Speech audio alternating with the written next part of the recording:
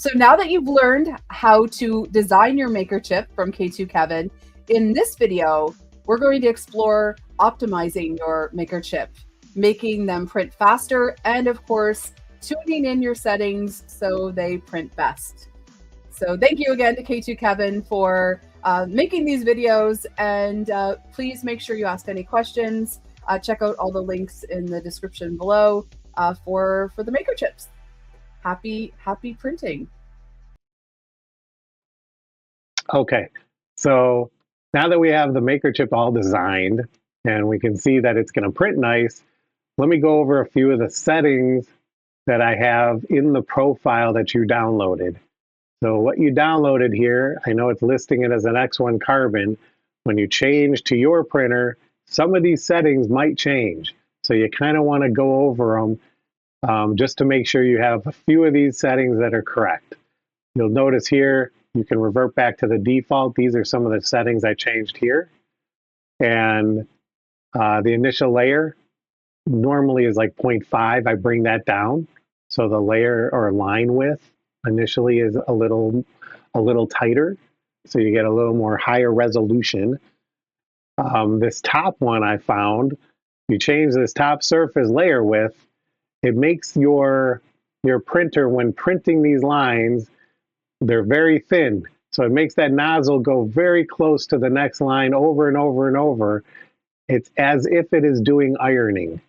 It really smooths out this area, the top layer, which is normally pretty rough, and it still can be rough, but it really smooths it out, helps smooth out your QR code actually while it's doing it, as well as get more detail into your QR code by having this top surface very thin line width.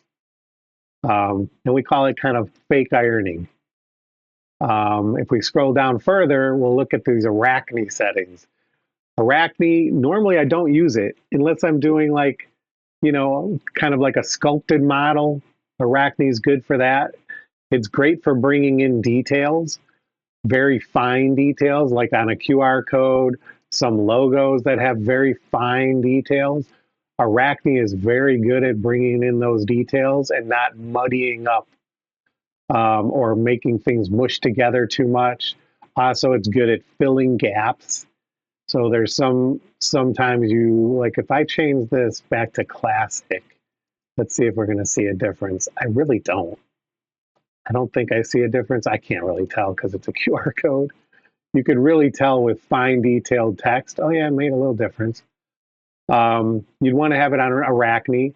And then I don't change any of the defaults here, but you'll notice if you have some very fine detailed text, you can change the minimum feature size, bring that down to like 10%. You can also change the wall width, which helps a little, but not much. You know, with like a point, these are all done with a 0.4 nozzle. But I mean, you could lower that wall width even more. And if I go ahead and slice, I'm not going to see a difference here by changing this. But if you had some fine text and you found that it's not completing, like let's say this little corner wasn't getting completed, or a line wasn't completing in some kind of text or fine detail, changing this minimum feature size can help that a lot. And then another important thing is one wall on the first layer. I normally set the whole thing to one wall, sometimes two walls. It depends on the design and the chip. By setting this to one wall, you can see it's only using one wall around the color features. I think we're still one wall even without that. No, we have two walls. You'll notice that the chip gets a little muddy looking. We're doing two walls. You're going to notice the walls more. If you want more of a crisp, clean look, a single wall is all you need, and it really sharpens up the edges nicely. And you're not going to have banding around this that looks like extra walls. The only thing you'll have is the one outline of color. It just looks better. Same with if you're doing a coaster face down.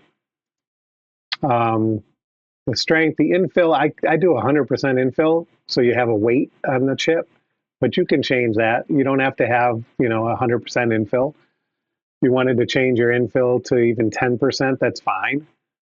I'd probably recommend like gyroid if you're going to do something like that at 10%. That way you get good coverage when it's overlapping that infill. Another thing to look at, probably nothing here. Speeds, initial layer speeds. This is a pretty easy design, so 40 millimeters is good. If you have even more details on that initial layer, you could bring the speed down a little bit, but not too much. On these printers, they actually print really good at 40 millimeters a second. That's like the slowest I normally go. I have brought it down to 25, and it can actually ruin your print. It's going too slow. You know, it could get blobby. It just doesn't always work out the way you think. No brim, prime tower. That's because we're doing color changes, and that way, you know, it primes the nozzle.